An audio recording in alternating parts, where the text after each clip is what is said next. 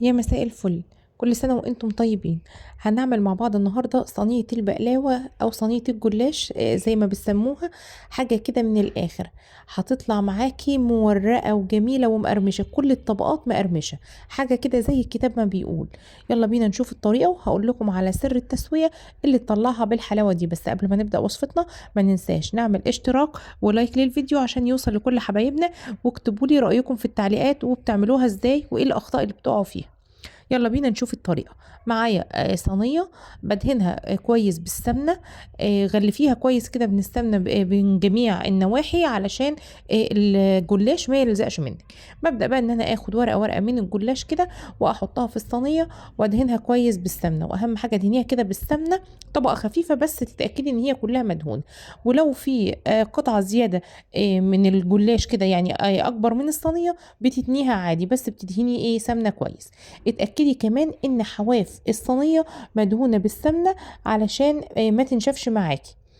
بعمل بقى كده، بحاول ان انا اعمل نص الكمية كده، خديها بعينيكي وارصها طبقات فوق بعض. واهم حاجة زي ما قلنا بين كل طبقة والتانية ان انا ادهن سمنة كويس. ده اللي هيطلعها مورقة معاكي. اخلص بقى نص الكميه وبكون مجهزه الحشو بتاعي، حبه تحشيها بالكريمه، حبه تحشيها مكسرات. انا هنا حشيتها مكسرات. دوت سوداني مجروش وجوز هند وزبيب، بيخليها تحفه بصراحه. برش بقى كده كميه حلوه من المكسرات كده في النص. وبعدين ابدا ان انا ارص بقيه الجلاش بتاعي. خدي بالك اول طبقه هتحطيها بعد المكسرات بتبقى مش ماسكه قوي، لان طبعا مفيش حاجه ماسكاها. فانت كده اعمليها بالراحه واسنديها بطرف ايديكي لحد لما تدهنيها بالسمنه وتثبتيها كويس. وبعد كده بقيه الطبقات هتتثبت لانك هتكوني حطيتي الماده الدهنيه. طبعا الطريقه دي ان انت تدهني الجلاش بالسمنه كده ورقه ورقه، ديت ما بتاخدش كميه سمنه كتير، بعكس لما تحطي الطبقات كلها وبعدين تسيحي السمنه وتكبيها هتضطري تحطي كميه كبيره من السمنه. وطبعا السمنه غاليه، عايزين نوفر على قد ما نقدر. بخلص بقى الطبقات بتاعتي كده زي ما انتم شايفين، واي قطعه زياده بقوم تانياها لجوه. الطبقات بتبقى عكس بعض، يعني انا تنيت المره دي ناحيه اليمين، المره الجايه بتني ناحيه الشمال. وبرضو نتاكد ان الحواف في الصينيه كلها مدهونه بالسمنه كويس. باجي على اخر طبقه بحطها وبتني لجوه. اهم حاجه ان انا اتني الطبقه الاخيره لجوه علشان تبقى متساويه معايا كده وش الصينيه ويبقى مقرمش وجميل وما فيش حاجه تتحرق مني. اهم حاجه ناخد بالنا من الخطوات دي اللي هتطلع معاكي صينيه الجلاش مظبوطه. دي اول حاجه واول سر قلت لكم عليه. طيب، اقطعها بقى زي ما انا عايزه تقطعيها مكعبات، سمبوكسات، تقطعيها صوابع، مفيش مشكله. التقطيع اللي انت بتحبيها. طيب قبل ما اقطعها انا بدهن الوش كويس قوي قوي بالسمنه علشان تطلع مقرمشه معايا. ببدأ بقى اقطعها، انا هقطعها سامبوكسات كده. يعني يدوبك قطمتين. عايزه تعمليها المربعات الصغيره مفيش مشكله زي ما تحبي. ده اختياري.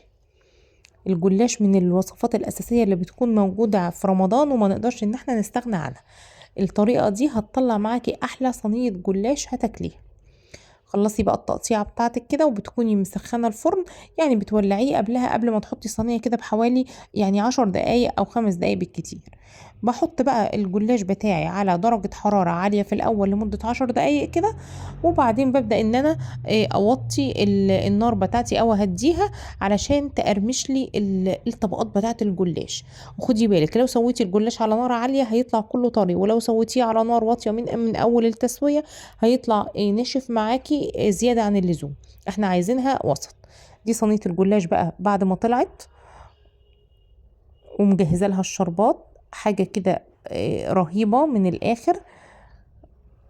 يا رب الوصفه تعجبكم. الشربات بتاعي تقيل، هنزل لكم وصفه الشربات كده اللي هتعتمديها في كل حلوياتك. بصوا عامل زي العسل بالظبط. هو ده يعتبر القوام وسط، له تقيل ولا خفيف.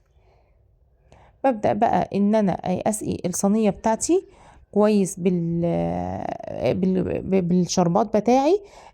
لحد لما اتاكد انها اتسقت من جميع النواحي.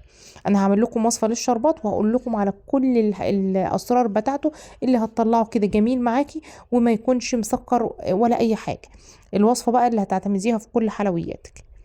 الجلاش معايا حاجة كده خطيرة خطيرة خطيرة. ألف هنا وشفا على قلبكم. ما ننساش نعمل اشتراك ولايك للفيديو، واكتبوا لي رأيكم في التعليقات. وألف هنا وشفا على قلبكم، كل سنة وانتم طيبين.